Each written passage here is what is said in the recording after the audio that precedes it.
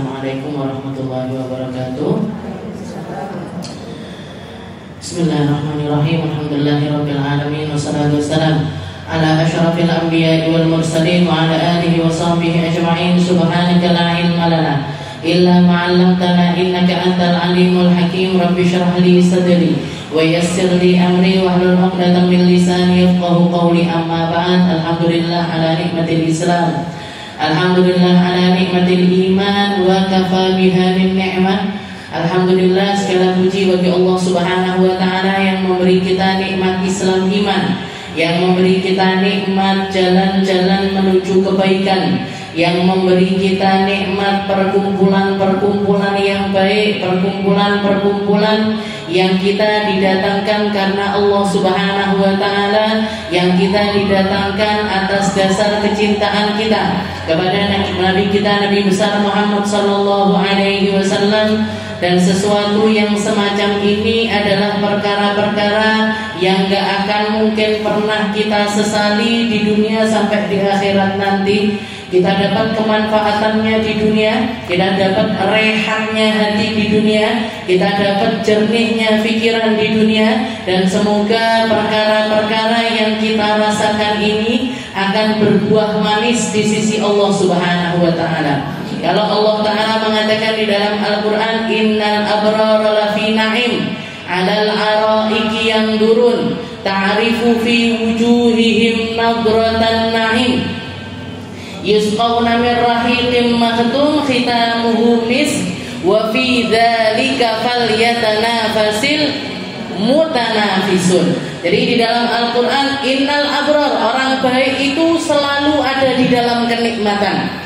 Innal abrara lafi na'im, orang-orang baik yang pikirannya baik, yang langkahnya baik, yang selalu memenuhi undangan-undangan panggilan kebaikan dari Allah Subhanahu wa ta'ala, atau dari perkara-perkara yang ada di sekitarnya, atau perkara-perkara yang muncul di dalam hatinya. Ini definisi dari orang baik.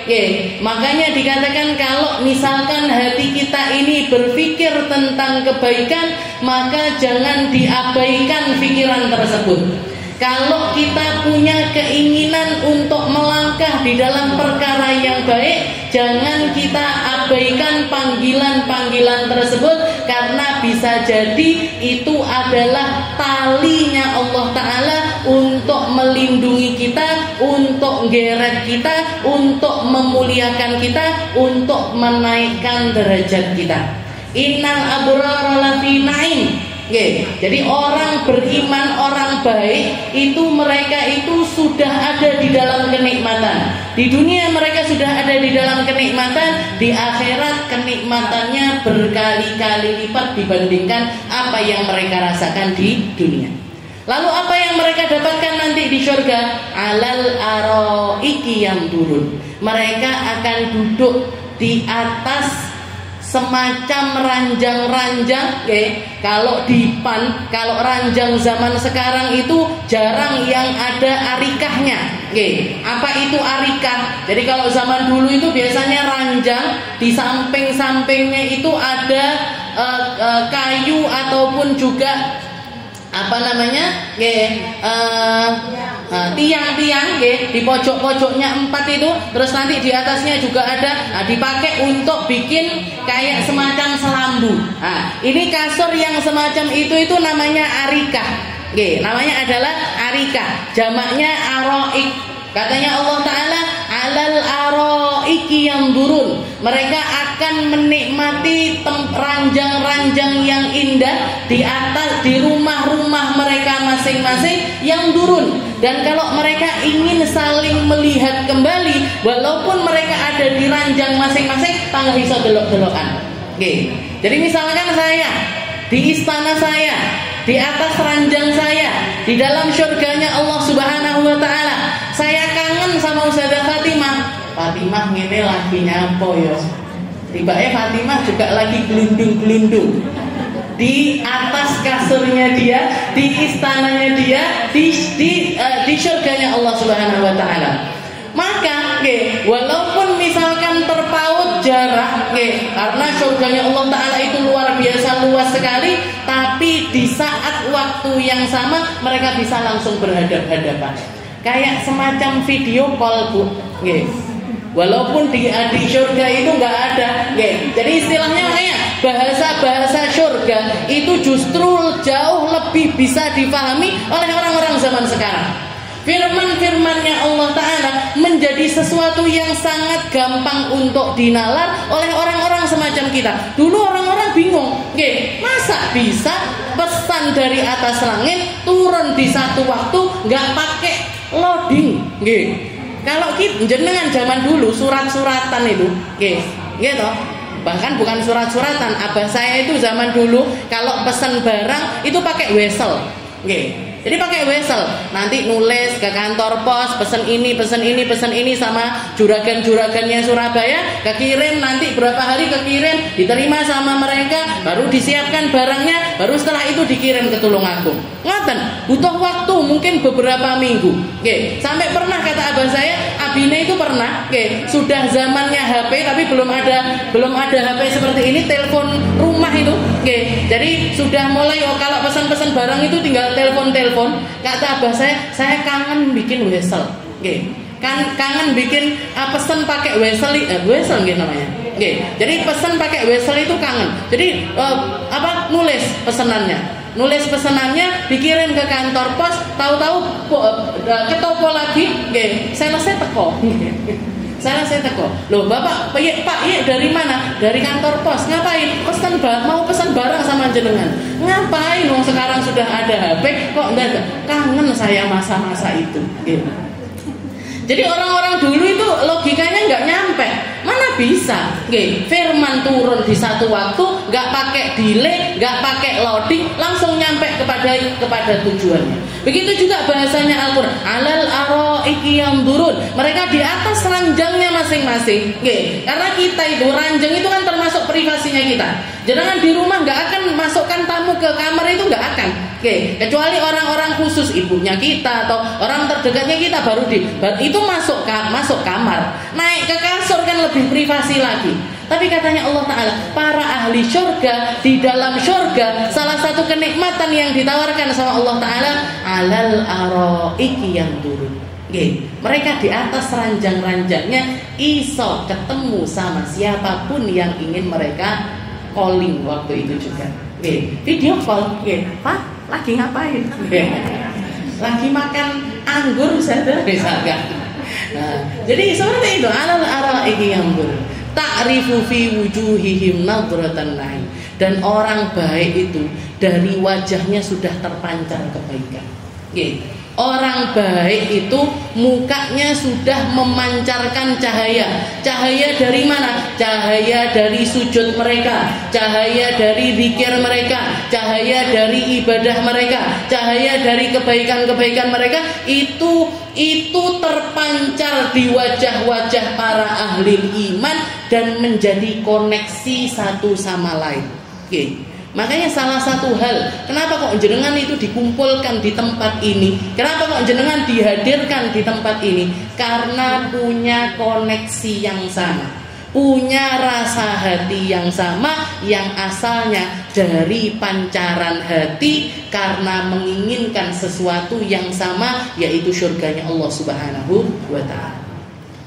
Ta'rifu fi wujuhihim nadratan na'im. Yusqawna min rahiqil mahtum khitamuhu misik wa fi dzalika falyatanafasil mutanafisun. Minuman yang ditawarkan sama Allah Ta'ala di dalam surga itu adalah khamr. Jadi minuman keras, tapi minuman kerasnya nggak bikin pusing, nggak bikin mabuk, nggak bikin teler. Tapi kenikmatannya berkali-kali lipat dibandingkan kenikmatannya orang-orang ketika mabuk-mabuk. Tapi disediakan sama Allah Ta'ala khitamuhu misk wafi, dan puncak dari rasa nikmat dari khamr tersebut itu kenikmatan yang sangat luar biasa. Makanya katanya Allah Ta'ala, wa fi dzalika falyatanafasil mutanafisun. Maka kamu harusnya dengan hal-hal yang semacam ini berlomba-lomba. Berlomba-lomba datang ke majelis ilmu, berlomba-lomba jadi orang baik, berlomba-lomba berjuang, berlomba-lomba ngomong yang baik, berlomba-lomba untuk mengerahkan sesuatu yang ada pada diri kita untuk kita persembahkan kepada Allah Subhanahu wa taala. Mungkin-mungkin diridhoi terus, mungkin-mungkin diistiqomahkan sama Allah taala, mungkin digampangkan untuk menjadi orang baik yang membuktikan kebaikannya bukan cuma dengan lisan tapi dengan perbuatan nyata. Kita lanjutkan pembahasan kita di dalam kitab Khuluquna ila an qala al-muallif rahimahullahu taala wa nafa'ana bi ulumi fid dharain amin naghris fi qulubihim mahabbatullah wa rasulihi wa ta'zimahuma wa ma 'azzamahu Allah wa tasghir ma saghara Allah nakunu lahum qudwatan salihatan. Kalau beberapa minggu yang lalu kita bahas tentang nahtam bitarbiyati abnaina, perhatian sama pendidikan anak-anak kita.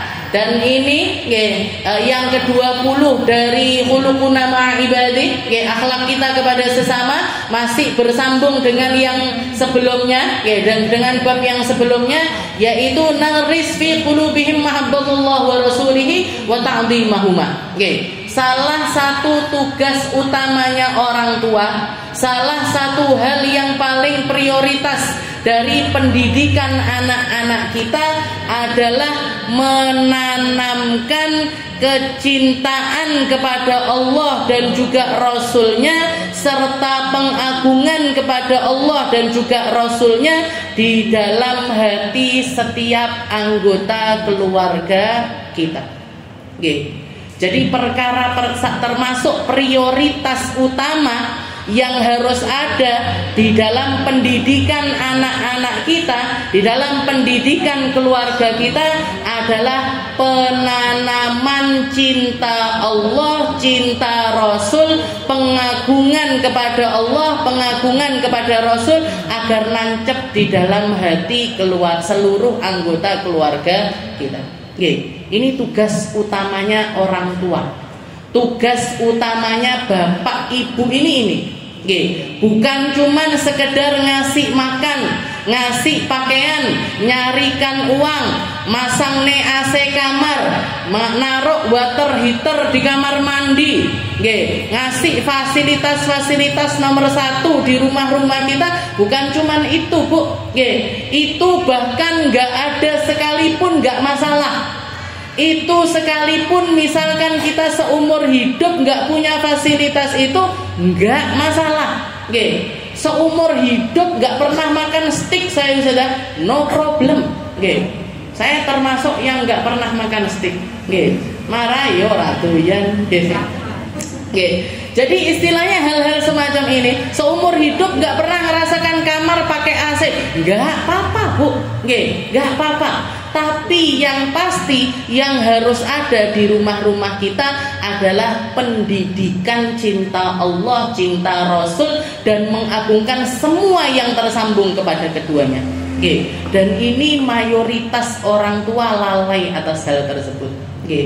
Anake bendino mek ditekoi pengen makan apa, pengen pakai baju yang mana, nanti kita liburan pergi kemana ya kira-kira. Jadi luput sama hal-hal yang semacam ini. Padahal ini tugas utamanya orang tua. Dan yang namanya nanem itu, Bu, yang namanya nanem gak akan bisa sehari 2 hari langsung tumbuh, itu gak bisa. Butuh berminggu-minggu, butuh berbulan-bulan, bahkan butuh bertahun-tahun sampai rasa itu benar-benar nancep di dalam hati anak-anak kita. Kayak jenengan nanam pohon, nanam pertama nanam benihnya, setelah itu nanti setelah beberapa minggu tumbuh tunasnya, habis itu nanti tumbuh dikit sampai jadi besar berbuah. Nanti buah rasa dari keimanan mereka ini baru terasa minimal 10 sampai 15 tahun dari pendidikan tersebut. Makanya nggak bisa sak-sak-sak itu nggak bisa. Didik anak-anak, sudah anak saya sampai sekarang nggak rajin sholat. Ben sholat kudu diomeli, ben sholat harus diingatkan, ben sholat harus dipaksa-paksa. Jenengan flashback, jenengan lihat ke belakang. Kira-kira jenengan nanamkan perintah untuk sholat kepada mereka ini mulai usia berapa? Jenengan perhatian sama sholatnya mereka ini dari kapan? Nggih, dari kapan? Ya seminggu kemarin Ustazah. Ya pantes. Nggih. 2 minggu kemarin Ustazah. Ya pantes. Nggih. Maka perjuangannya itu masih panjang. Oke, karena penanaman hal-hal yang semacam ini gak bisa sehari 2 hari jadi, gak bisa seminggu 2 minggu jadi, gak bisa Bu, dari awal. Oke, bahkan diajarkannya sama Allah Ta'ala pendidikan keimanan semacam ini bahkan dimulai dari ketika kita memilih pasangan-pasangan hidup kita. Oke, ketika kita milih pasangan-pasangan hidup kita, ini yang kita cari dari pasangan kita ini apa? Oke, saya akan nerima dulu saya nerima pasangan saya, suami saya itu Ustazah, oke, bukan mantan pacar saya, bukan Ustazah. Terus apa? Ya saya ngelihat, oh mentereng ini bajunya. Oke, maka jangan salahkan kalau anak-anaknya jenengan jadi orang-orang yang perhatiannya tentang pakaian. Saya nyari suami saya kenapa? Oh pekerjaannya sudah mateng, berseragam coklat-coklat. Ya sudah, jangan salahkan kalau anak-anaknya juga jadi orang-orang yang semacam itu.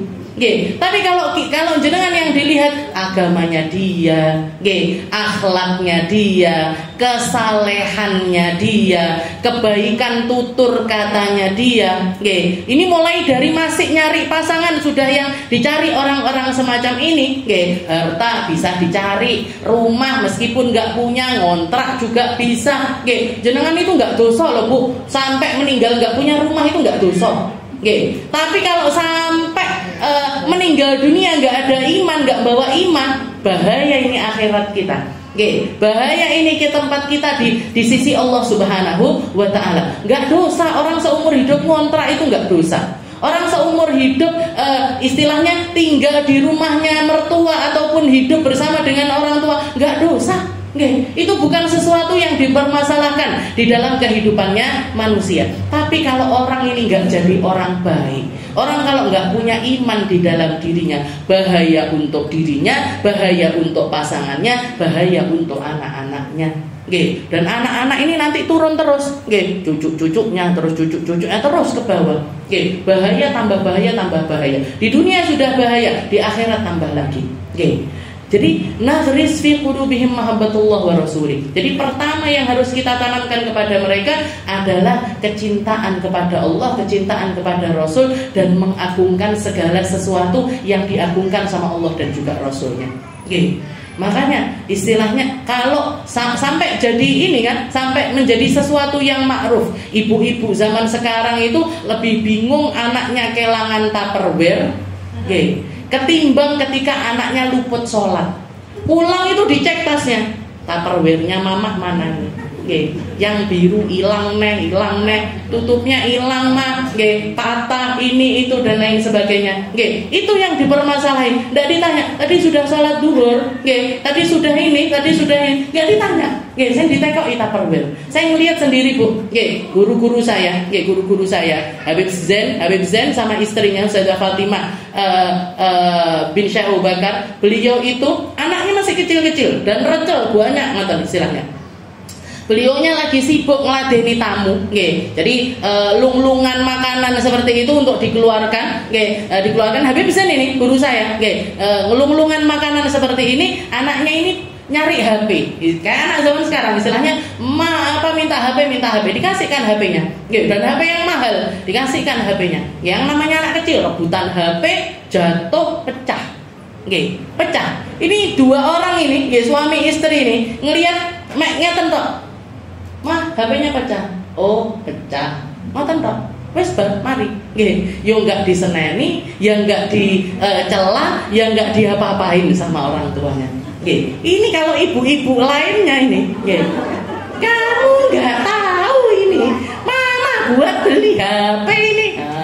Dowo, nggih. Nah, panjang kali lebar wis dawane minta ampun itu. Nggih, perkara HP pecah itu tadi panjang kali lebar. Nanti gimana ini itu dan lain sebagainya. Nah, tapi orang-orang yang tahu persis, gimana jaga perasaannya anak, gimana istilahnya ngalihkan pandangan mereka bahwasanya hal-hal duniawi seperti ini gak patut untuk meresahkan dirimu, gak patut untuk bikin bahkan sekedar kamu berhak mendapatkan cacian atau makian dari orang tua, itu gak sangat-sangat disayangkan sekali. Harganya HP Bu sama harganya hatinya anaknya jenengan ini gak bisa dibandingkan dengan apapun. Nggih apa mboten? Jenengan nek disuruh nuker, mau gak anaknya ditukar sama apa rumah apa piye, nggih, ditukar sama kulkas apa ditukar sama enggak ada yang mau kan, nggih. Berarti anak-anaknya jenengan ini anugerah luar biasa loh. Harganya enggak ternilai, harganya enggak bisa dibeli di mana-mana. Berapa banyak orang yang sangat-sangat menginginkan anak enggak dikasih sama Allah Taala, enggak diamanai sama Allah Taala. Jenengan istilahnya dengan gampangnya, dengan istilahnya dengan nikmatnya dikasih anak-anak sama Allah Ta'ala. Ini nikmat luar biasa. Maka amanah ini jangan disia-sia nih. Ojo dibanding nih karo Tupperware. Sudah nggak musim saya Tupperware. Apa kalau gitu sekarang? Lock and lock apa-apa. Jadi sudah nggak, istilahnya jangan dibandingin sama tempat makan, jangan dibandingin sama HP, jangan dibandingin sama hal-hal yang semacam itu, Bu. Hal-hal semacam itu istilahnya sesuatu yang sangat murah sekali. Meski mahal saja harganya 20 juta. 20 juta itu tetap jenengan pakai duit bisa kebeli. Tapi anaknya jenengan mau beli di mana coba? Mau beli di mana jenengan anak-anak? Mau beli di mana anak-anak yang seperti anaknya jenengan sekarang ini mau beli sing podo, sing persis, tuku neng bakul loak ndak ada. Ndak kira ada, dijual di mana-mana nggak kira ada. Jadi disayangi, diopeni, dijaga hatinya, itu adalah hati yang perlu kita masuki dengan rasa-rasa yang indah dari Allah Subhanahu wa Ta'ala. Jangan tanamkan kecintaan, jenengan tanamkan rahmat, jenengan tanamkan kedermawanan, jenengan tanamkan akhlaknya Nabi Muhammad SAW, jenengan tanamkan hal-hal mulia di dalam tempat tersebut. Ojo dirusak, jangan dicacati, jangan dinodai dengan perkara-perkara nggak penting di dalam kehidupan dunia ini. Jadi nang rizwi kulum mimma hambatallahu wa rasulih wa ta'dimahuma wa ma'addamahullah wa tasghir ma sagharallah. Jadi mengagungkan apa yang diagungkan sama Allah dan mengecilkan atau memandang rendah sesuatu yang dipandang rendah sama Allah Ta'ala. Dunia ini dipandang rendah loh Bu sama Allah Ta'ala. Begitu diciptakan gak didelok sama sekali sama Allah Ta'ala. Begitu dunia ini diciptakan gak dilihat sama Allah Ta'ala sebarang satu tolehan aja enggak. Di dalam hadis bahkan Rasulullah mengatakan kalau misalkan dunia ini sepadan, istilahnya di dalam diri Allah Ta'ala itu ada nilainya walaupun sekedar satu sayap dari nyamuk, satu sayap nyamuk, nggak dua sayap, satu sayap nyamuk, Allah Ta'ala menganggapnya itu sesuatu yang penting, setara dengan sayapnya nyamuk. Katanya Nabi, masaqo minhum kafiron, Allah Ta'ala nggak akan ngasih minum kepada orang kafir barang seteguk. Tapi jangan lihat orang-orang kafir, bisa makan nggak mereka? Bisa minum nggak mereka? Bisa punya rumah besar, malah punya anak-anak, bisa punya fasilitas yang jadi bisa mendapatkan kenikmatan duniawi yang luar biasa. Orang-orang non-muslim, orang-orang yang nggak kenal Allah, orang-orang yang nggak beriman kepada Allah Ta'ala diperlakukan di dalam dunia ini setara dengan orang Islam. Bahkan orang Islam sering-sering nggak dapat apa yang didapat sama orang kafir. Berarti apa? Nggak ada nilainya sama sekali di sisi Allah Ta'ala. Jangan sampai kita menganggap penting sesuatu yang dianggap nggak penting sama Allah. Jangan sampai kita menganggap bernilai sesuatu yang nggak dianggap bernilai sama Allah Subhanahu wa Ta'ala. Dan itu kuncinya ada di ibu.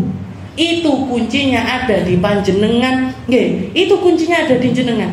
Jadi ngomel-ngomelnya itu diganti Bu. Jangan ngomel-ngomel tentang perkara yang kasat mata semacam itu, tapi jenengan ngomel-ngomel tentang perkara akhirat yang cerewet untuk bikin mereka ini nutup aurat dengan benar, yang cerewet untuk bikin mereka ini sholatnya benar, yang cerewet kalau mereka udah dewasa, yang cerewet untuk membuat mereka ini sadar tentang pentingnya zakat, keharusan untuk mengeluarkan zakat, pentingnya untuk jadi orang yang dermawan, pentingnya mereka untuk menghindari dari perkara-perkara yang merugikan akhirat mereka. Jangan sampai mereka merasa nggak apa-apa makan sesuatu yang haram titik, nggak apa-apa. Jangan sampai, Bu. Nyolong dianggap sesuatu yang biasa, korupsi dianggap sesuatu yang biasa, nginjek istilahnya harga diri temennya atau rekan bisnisnya itu dianggap sesuatu yang biasa. Ini kan menjadi penyakitnya orang-orang zaman sekarang.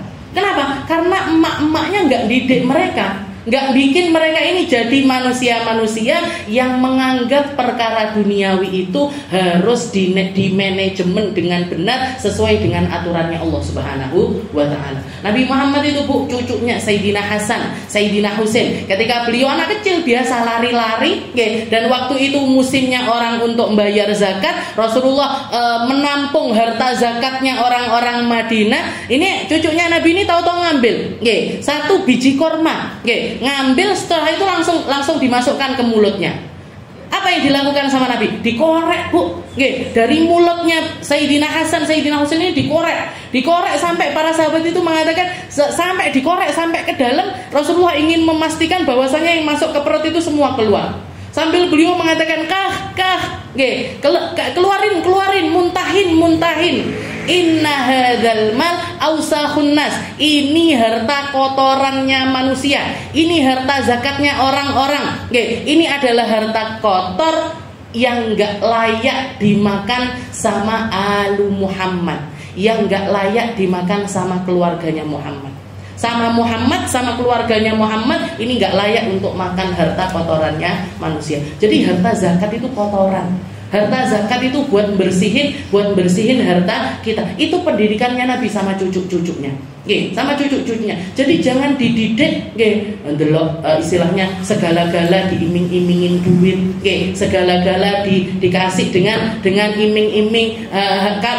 Kalau nggak dikasih duit, nggak gerak dan lain sebagainya. Ini pendidikan yang nggak benar. Jadi ajaran-ajarannya Rasulullah yang harusnya kita tanamkan kepada anak-anak kita ataupun juga orang-orang yang ada di dalam rumah kita. Wa tasghir masagharum. Jadi yang enggak dianggap penting sama Allah Ta'ala jangan anggap penting. Yang enggak dianggap besar di dalam agama, enggak dianggap agung di dalam agama, jangan jenengan mengagungkan hal tersebut. Anaknya datang bawa tas, "Mah, koncoku beli tas bagus." Oh, apa mereknya? Mama juga bisa, tak beliin yang lebih mahal. Nah ini jenengan berarti apa? Berarti didik dia biar jadi kamu sombongo koyok mama, kamu boroso koyok mama, kamu jadi anak yang istilahnya. Nah ini kan nanti kalau dibiasakan terus seperti itu, dia akan terdidik, nggak akan rela. Istilahnya nganggep kalau ada orang memakai sesuatu yang lebih bagus merasa tersaingi. Ada orang bikin ini, nah, di sini nanti keluar segala macam penyakit ini, hasud keluar, dendam keluar, iri dan sombong dan lain sebagainya keluar di dalam hati mereka. Siapa kuncinya? Siapa yang didik hal itu? Ibu-ibu dewi. Ibu-ibunya sendiri yang bikin mereka itu menjadi anak-anaknya. Nanti ngeluh, anak saya angel ditoto. Jenengan sing ngangel pendidikan mereka. Pendidikannya Nabi Muhammad itu simpel, Bu. Pendidikannya Nabi itu simpel, hanya mempertahankan apa yang ada di dalam tufulatuhum. Jadi anak lahir itu alal fitrah, dijamin bersih. Anak lahir itu nggak punya sombong, anak lahir itu nggak punya iri dengki, anak lahir itu nggak punya yang namanya istilahnya konflik batin, itu nggak punya. Yang dilakukan sama Nabi hanya memastikan mereka dewasa dengan rasa-rasa ini. Jadi apa yang dilakukan Nabi? Dikasihi dengan benar, disayangi dengan benar. Rasulullah itu nggak gengsi nyium anak-anak kecil, guyon-guyon sama anak-anak kecil itu. Ada anak kecil perempuan, anaknya orang Ansor, kalau ketemu sama Nabi, Rasulullah itu sukanya ngambil air, diciprat-ciprati. Ayo, Di kita diguyon-guyonin seperti itu. Nanti anak-anak Ansor disuruh jejer-jejer, disuruh jejer-jejer sama Nabi. Katanya Nabi Muhammad, ayo siapa yang paling duluan nyampe ke saya nanti tak kasih hadiah. Jadi lomba-lomba untuk megang pipinya Nabi, megang tangannya Nabi, maluk-maluk. Itu yang dilakukan sama orang. Dijaga.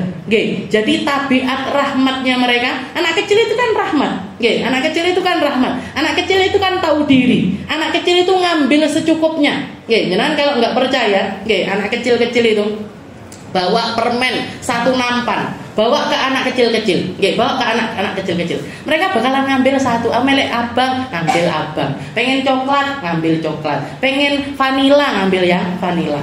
Tapi kalau dibawa ke ibu-ibu ini nampannya ini, nampan kresek. Ini saya kemarin itu, jadi saya ulang tahun itu banyak dapat jajan-jajan, ada beng-beng, ada coklat, Yupi dan lain sebagainya. Dan di rumah kan ada rutinan setiap Rabu malam. Katanya Umi itu anak kecil-kecil itu, anak kecil-kecil itu. Setiap kali main-main sama Umi saya dikasih, ayo ini ya, siapa mau ngambil satu. Berminggu-minggu nggak entek-entek Bu itu jajan itu. Berminggu-minggu setiap Rabu itu dikeluarin panggah rantai. Akhirnya sama Umi dibawa ke ibu-ibunya. Wus entek. Nah ini tabiatnya. Berarti siapa? Yang tamak itu orang tua. Anak kecil itu nggak punya ketamaan. Yang serakah itu orang tua. Anak kecil itu nggak punya sifat serakah, Bu. Jadi anak kecil itu nggak punya, mereka ngambil secukupnya, mereka ngambil sesuai dengan kebutuhannya. Lek sampai anak yang jenengan umur 5 tahun, 6 tahun wis eroh ndi sing abang, ndi sing biru, uang merah sama uang biru kok mereka sampai titen. Nah, sini wis kontaminasi dari orang tuanya. Kalau dari dirinya mereka sendiri nggak mungkin. Jadi anak kecil-kecil itu yang dipertahankan sama Nabi, Bu, sampai mereka dewasa. Dididik kejujuran, dididik dengan sifat rahmat, dididik sama Nabi, disenengin sama Nabi, disenangkan sehingga akhlak-akhlaknya, dan setelah itu dicontohin.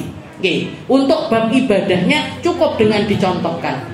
Diajak sholat jamaah, diajak sholat, ke masjid, diajak ke masjid, diperlihatkan lingkungan yang baik untuk mereka, diperlihatkan orang tua yang mendidik mereka sepenuh hati, bukan menginginkan sesuatu dari mereka, tapi murni pengen mereka ini jadi anak-anak yang baik.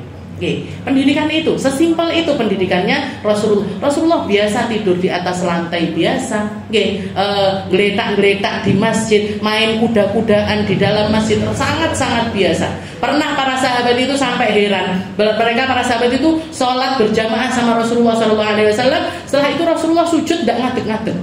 Katanya para sahabat sampai hatta nadunnu annahu qad qubid, sampai kami itu ngira Rasulullah itu dicabut nyawanya sama Allah Ta'ala di dalam sujud.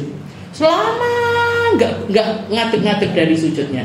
Tapi akhirnya berdiri dari sujudnya, setelah itu salam. Ditanya sama para sahabat, ya Rasul, jenengan kok suwimen sujudnya niku wau ada apa?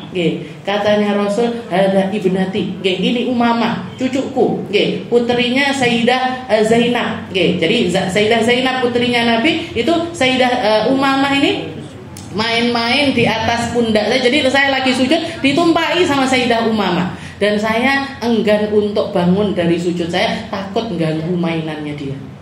Takut ganggu dia ini main.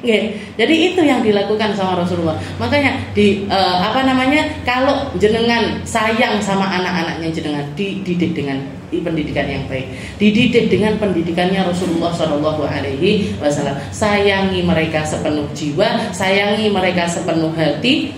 Jangan memasukkan hal-hal yang buruk di dalam pandangan mereka, ataupun jangan bikin lingkungan yang buruk untuk mereka. Jangan bikin lingkungan buruk untuk mereka. Jangan, kalau sayang sama anak-anak, kasih mereka informasi-informasi yang benar tentang Tuhannya, tentang nabinya, tentang orang-orang mulia. Itu yang, karena salah satu haknya anak itu punya ibu yang baik.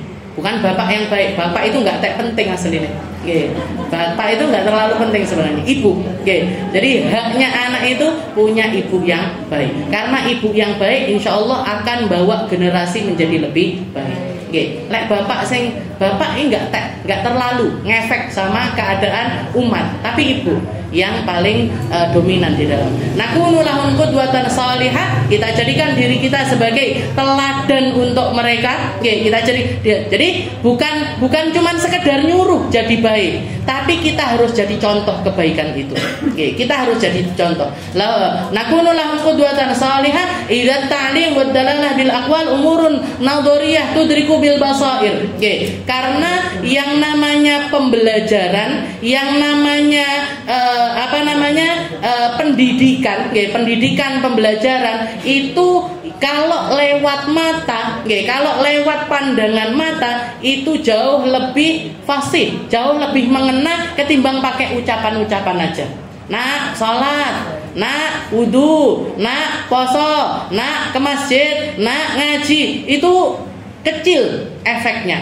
Tapi kalau jenengan ngajak, ya nak sholat jamaahan, kamu yang jadi imamnya. Kan sekarang sudah bicara Fatihahnya kan sudah benar. Kamu kan kalau laki-laki, kamu kan sudah disunat. Kamu sekarang yang jadi imamnya mama. Diajak sholat, diajak ngaji, diajak zikiran, diajak ke majlis, diajak ke masjid, diajak ke tempat-tempat yang baik, itu lebih fasih, lebih mengena ketimbang kalau jenengan ngongkon tok. Nah, jangan main HP, mamae main HP terus.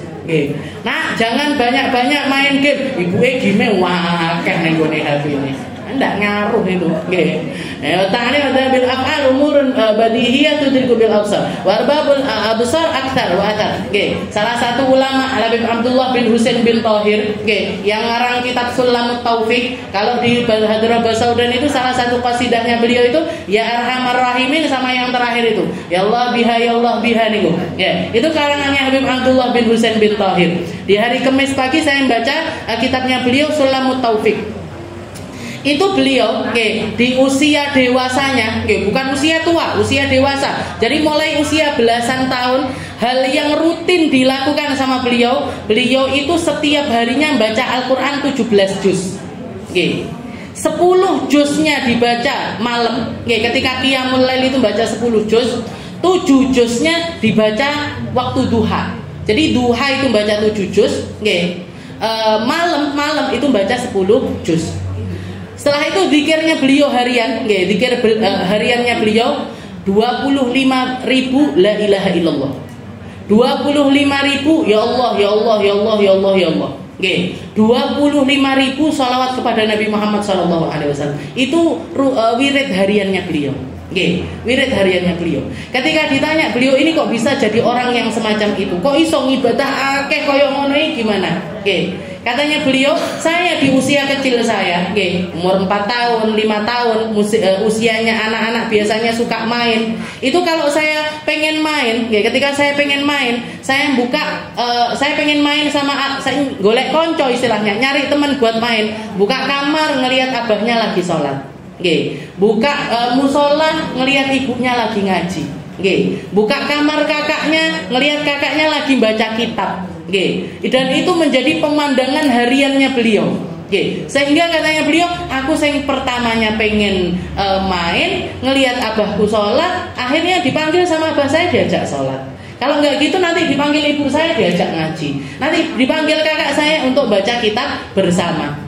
Sampai dikatakan saking akurnya beliau sama kakaknya, itu setiap kali beliau belajar, sampai mau makan itu mau makan, nanti kakaknya makan, Habib Abdullahnya yang bacakan kitab. Nanti gantian, nanti Habib Abdullahnya makan, kakaknya yang bacakan kitab. Saking hirisnya sama ilmu. Jadilah beliau menjadi orang ulama yang sangat termasyhur semacam itu. Sampai orang-orang sekitar itu, orang yang sezaman sama Habib Abdullah bin Husain bin Thahir itu, mereka mengatakan, kami ini ketika Abdullah bin Husain bin Thahir ini ada bersama kami itu enggak merasa kalau kita itu masih ada di dunia. Koyok-koyok wis neng surga. Jadi ada Habib Abdullah bin Husain bin Thahir ini, lingkungan ini sudah semacam surga ketika beliau ini kami baru sadar kalau kami itu ada di dunia ketika beliau meninggal dunia. Nggih. Ketika Habib Abdullah bin Husain bin Thahir meninggal, baru kami sadar, oh tibake ning donya tenan iki. Nggih. Saking nikmatnya hidup ketika membersamai Habib Abdullah bin Husain bin Thahir. Jadi kenapa kok beliau bisa jadi sosok semacam itu? Lingkungannya kayak gini, Bu.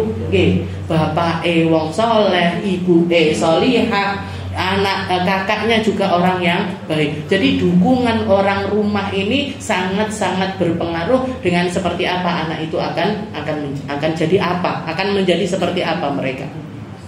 Wa ta'lim wa dalalah bil af'al wa arbabul absar akthar wa atharun nafas bima tara wa tusyahid akthar wa a'maq min athariha bima tasma' wa tatakhayyal. Jadi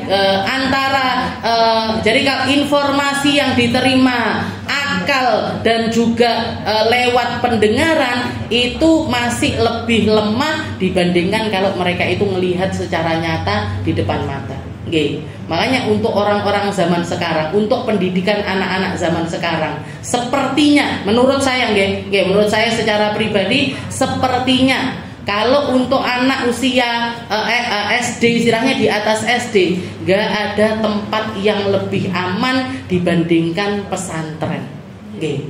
Gak ada tempat yang lebih menyelamatkan ketimbang pesantren. Kenapa? Karena kalau di pesantren lingkungannya itu dibentuk, lingkungannya itu dibikin. Ada peraturan sholat jamaah, ada peraturan zikir bersama, ada peraturan untuk belajar bersama dan lain sebagainya. Nggih, kalau sudah di luar apa neh kena setan gepeng niki, nggih. Apalagi musuhnya kita si setan gepeng ini sulit sekali. Nggih. Jadi lek jenengan sayang sama anak, cita-citakan anak lulus SD ini, paling enggak lulus SD nggih. Kalau masih usia SD itu masih mesakne nggih, terlalu kecil mereka kalau untuk harus mandiri dan lain sebagainya nggih. Nah, di situ di usia SD ini kita tanamkan sebisa kita, tapi tetap harus diperhatikan sekolahnya, temenannya, lingkungannya dan lain sebagainya, karena setan itu di mana-mana nggih. Mungkin kita percaya sama anak kita, tapi kita enggak bisa percaya sama siapa aja yang dia temui, siapa aja yang dia temui, kita nggak ngerti orang-orang. Kan kejadiannya banyak sekali. Anak baik-baik diperkosa, anak baik-baik dicekoki narkoba, anak baik-baik dicekoki minuman keras dan lain sebagainya. Itu menjadi berita hariannya kita. Dan ini menunjukkan betapa buruknya moral zaman ini, betapa buruknya yang terjadi di dunia kita sekarang ini. Jadi jenengan lek sayang karo anak-anak, kalau punya anak sudah menjelang usia masuk SMP, cita-citakan untuk masuk pesantren. Cita-citakan jenengan dongakne, istilahnya dia didoakan, ya diajak komunikasi, tapi jangan dipaksa. Jangan dipaksa. Kalau memang mereka nggak bisa dan lain sebagainya, berarti ya nggak apa-apa sekolah di luar, tapi ya itu tadi, penjagaannya harus ekstra. Apalagi perempuan. Wong sekarang itu lah anak laki-laki aja lo nggak aman. Anak laki aja nggak aman, apalagi anak perempuan. Nas'alullah assalam. Ya